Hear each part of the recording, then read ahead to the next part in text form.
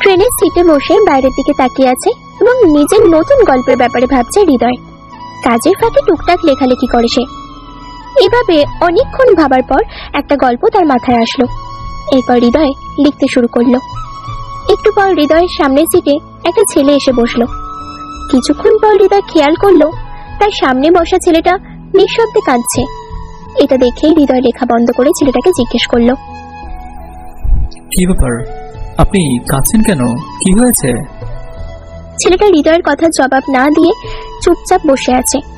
তখন হৃদয় ছেলেটাকে আর কিছু না বলে লেখায় মন দিল। আবার একটু পর ছেলেটা বলতে শুরু করলো, জানেন, ছোটবেলায় মানুষের মুখে শুনতাম নারীরা ছলনাময়ী, নারী জাতি বেঈমান। তাদেরকে যতই ভালোবাসো না কেন, তারা কখনোই এক পুরুষে আসক্ত থাকতে পারে না। আমি এসব বিশ্বাস করতাম না, কিন্তু আজকে বুঝতে পারছি ছোটবেলা মেয়েদের সম্পর্কে আমি যা শুনেছি সবই সত্যি। তাই মেয়েদের কখনো বিশ্বাস করতে নেই। ছেলেটার কথা শুনে হৃদয় বুঝতে পারলো ছেলেটা হয়তো প্রেমে ছ্যাঁকা খেয়েছে।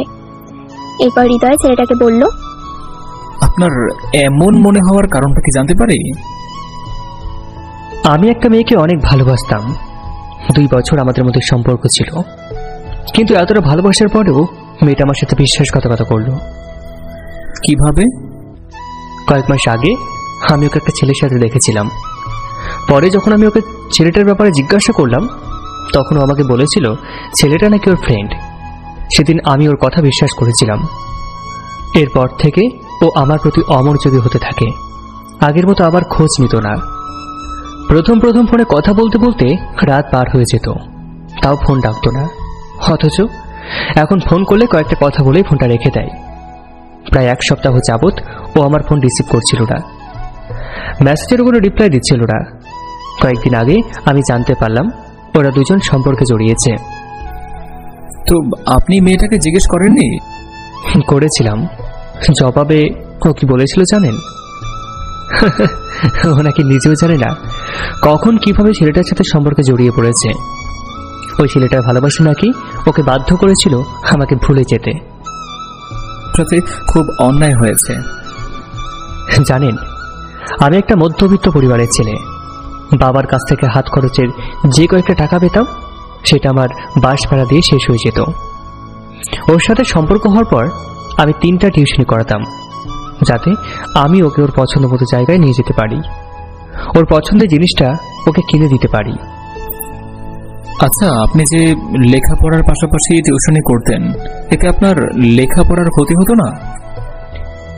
কিছুটা ক্ষতি তো হতো, কিন্তু ওকে এতটাই ভালোবাসতাম যে ওর খুশির জন্য এই ক্ষতিটুকু মেনে নিয়েছিলাম। অথচ ওই বিশ্বাসঘাতকতাটা আমার ভালোবাসা বুঝল না। এই বলে ছেলেটা আবারও কাঁদতে শুরু করলো। একটু পর হৃদয় ছেলেটাকে বলল, আপনার পরিবারে আর কে কে আছে? বাবা, মা, আমার ছোট 2 বোন আর আমি। আপনার বাবা কি কাজ করেন? উনি ব্যাংকে চাকরি করেন এবং সাথে একটা কোচিং সেন্টারেও কাজ করেন। আর আপনারা 2 বোন, তারা কি করে? একজন ক্লাস 9-এ পড়ে আর একজন এবার কলেজে উঠেছে। আর আপনার মা? আমার মা একজন গৃহিণী। তার মানে আপনাদের 3 ভাই বোনের লেখাপড়া এবং আপনাদের সংসারের পুরো দায়িত্ব আপনার বাবার কাঁধে, তাই না? জি। আচ্ছা, আপনার নাম কি? আমার নাম সাগর। তো মিস্টার সাগর, আপনার মতো আমিও ছোটবেলায় মানুষের মুখে শুনতাম নারী জাতি বেঈমান, এরা কখনো এক পুরুষে আসক্ত থাকতে পারে না, এইসব ইত্যাদি। তবে আমাদের দুজনের মধ্যে পার্থক্য হচ্ছে, আপনি যখন নারী জাতি সম্পর্কে ওই কথাগুলো শুনেছিলেন তখন বিশ্বাস করেননি, কিন্তু এখন বিশ্বাস করেন। আর আমি ছোটবেলায় যখন নারী জাতি সম্পর্কে ওই কথাগুলো শুনেছিলাম তখন বিশ্বাস করতাম, কিন্তু এখন না। মানে কি বলতে চান আপনি? মেয়েরা বিশ্বাসঘাতকতা না? তারা ছেলেদের মন নিয়ে খেলে না? আমি এমনটা বলে নেই, মেয়েরা বিশ্বাসঘাতকতা করে, তবে আমাদের ছেলেদের কোনো অধিকার নেই মেয়ে জাতিকে বেঈমান বিশ্বাসঘাতক বলার। আমি আপনার কথার অর্থ বুঝলাম না। মেয়েটা আমাদের সাথে বিশ্বাসঘাতকতা করবে, অথচ আমরা তাদেরকে বিশ্বাসঘাতক বলতে পারবো না? এটা কোনো কথা? কারণ একটা মেয়ে কখনোই একা একা একটা ছেলেকে ধোঁকা দিতে পারে না। যতবার একটা মেয়ে বিশ্বাসঘাতকতা করে, ততবার একটা ছেলে তাকে সাহায্য করে। শুধু সাহায্যই নয়, ওই ছেলেটাই মেয়েটাকে বিশ্বাসঘাতকতা করতে বাধ্য করে। কিভাবে? বলছে, তার আগে আপনি আমাকে বলুন, আপনার আগে ওই মেয়েটার কি অন্য কোনো ছেলের সাথে সম্পর্ক ছিল? না, আমার আগে ওর অন্য কারোর সাথে সম্পর্ক ছিল না। আর ওই মেয়েটার সাথে আপনার সম্পর্ক কিভাবে হয়েছিল? ওকে আমি প্রথমবার ভার্সিটিতে দেখেছিলাম। প্রথম দেখায় ওকে আমার ভীষণ পছন্দ হয়। এরপর থেকে আমি ওকে ফলো করতাম। এরপর একদিন আমি ওকে প্রপোজ করি। প্রপোজ করার সাথে সাথেই কি মেয়েটা আপনার সাথে সম্পর্কে জড়িয়েছিল? না, প্রায় 6 মাস ওর পিছনে ঘোরার পর হ্যাঁ বলেছিল। তার মানে ওই মেয়েটাকে বিশ্বাসঘাতক বানাতে আপনার 6 মাস সময় লেগেছে? কি? আমি ওকে বিশ্বাসঘাতক বানিয়েছি মানে? হ্যাঁ, আপনি বানিয়েছেন। আপনি যখন মেয়েটাকে প্রেমের প্রস্তাব দিয়েছিলেন, তখন মেয়েটা আপনাকে মানা করে দিয়েছিল, কিন্তু আপনি দিনের পর দিন মেয়েটার পিছনে পিছনে ঘুরেছেন, তাকে বিভিন্নভাবে কথা বলে আপনার সাথে সম্পর্কে জড়াতে বাধ্য করেছেন, এবং শেষমেশ মেয়েটা নিজের বাবা মায়ের বিশ্বাসের অমর্যাদা করে তাদের সাথে বিশ্বাসঘাতকতা করে আপনার সাথে প্রেমের সম্পর্কে জড়িয়েছে। এবার আপনি আমার একটা প্রশ্নের উত্তর দিন। একজন ভাই হিসেবে আপনি কি কখনো চাইবেন আপনার বোনেরা প্রেম করে বেড়াক? হৃদয়ের কথা শুনে ছেলেটা চুপ করে আছে। এরপর হৃদয় ছেলেটাকে বলল, আমি জানি কোনো ভাই নিজের বোনের সম্পর্কে এমনটা ভাবতেও পারে না। ওই মেয়েটা আপনাকে ছেড়ে চলে যাওয়ার পর আপনি বলেছেন মেয়েটা বেঈমান বিশ্বাসঘাতক, অথচ মেয়েটা বেঈমান বিশ্বাসঘাতক তখনও ছিল যখন সে নিজের বাবা মায়ের বিশ্বাস ভেঙে আপনার সাথে সম্পর্কে জড়িয়েছিল। একটু ঠান্ডা মাথায় ভেবে দেখুন তো, মেয়েটা যখন নিজের বাবা মায়ের সাথে বিশ্বাসঘাতকতা করলো, তখন আপনি মেয়েটার সঙ্গ দিয়েছিলেন।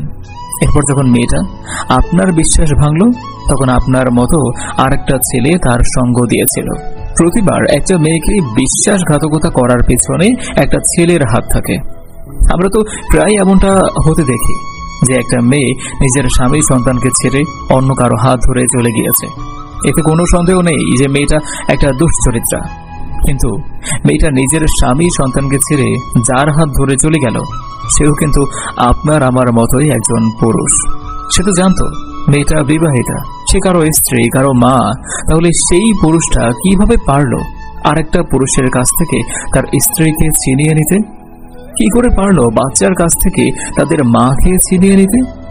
90% বেশি পরকীয়া সম্পর্কের প্রস্তাবটা সর্বপ্রথমে আমাদের পুরুষদের পক্ষ থেকেই আসে। বেশিরভাগ সময় মেয়েরা নিজ থেকে আমাদের কাছে আসে না, আমরা পুরুষরাই মেয়েদের কাছে যাই। এটা জানা সত্ত্বেও যে মেয়েটা বিবাহিতা এবং কারো সন্তানের মা, তাহার পরও বিভিন্ন উপায়ে মেয়েটাকে ইমোশনাল ব্ল্যাকমেইল করে মেয়েটাকে সম্পর্কে জড়াতে বাধ্য করে। এরপরেও আমরা ছেলেরা সমস্ত দোষ সেই নারী জাতিকেই দেই। ঠিক আছে, মেনে নিলাম আপনার কথা। মেয়েরা একটা ছেলের কথা আর একটা ছেলেকে ধোঁকা দেয়, তো আপনি কি বলতে চান? মেয়েরা এইভাবে একের পর এক ছেলের সাথে সম্পর্কে জড়াবে আর আমরা মেয়েদেরকে কিছুই বলতে পারবো না? পারবেন, তবে যেই মেয়েটা আপনার সাথে অন্যায় করেছে শুধুমাত্র তাকেই দোষ দিন, পুরো নারী জাতিকে নয়। আর সমস্ত দোষ মেয়েটার উপরে দিয়ে নিজেকে নিষ্পাপ ভাবাটা বন্ধ করুন, কারণ বিশ্বাসঘাতকতা তো আপনিও করেছেন। তাছাড়া আমার মতে ওই মেয়েটা আপনাকে ছেড়ে গিয়ে নিজের অজান্তেই আপনাকে বাঁচিয়ে দিয়েছে। সেটা কিভাবে? যদি এখনো মেয়েটার সাথে আপনার সম্পর্ক থাকতো এবং এই কথা কোনোভাবে আপনার বাবা জানতে পারত যে এত কষ্ট করে টাকা ইনকাম করে যেই ছেলেকে সে লেখাপড়া করাচ্ছে, তার সেই ছেলে লেখাপড়ার ক্ষতি করে টিউশনি করছে কোনো এক মেয়ের পেছনে টাকা খরচ করার জন্য, তাহলে ভাবতে পারছেন আপনার বাবা কতটা কষ্ট পেত?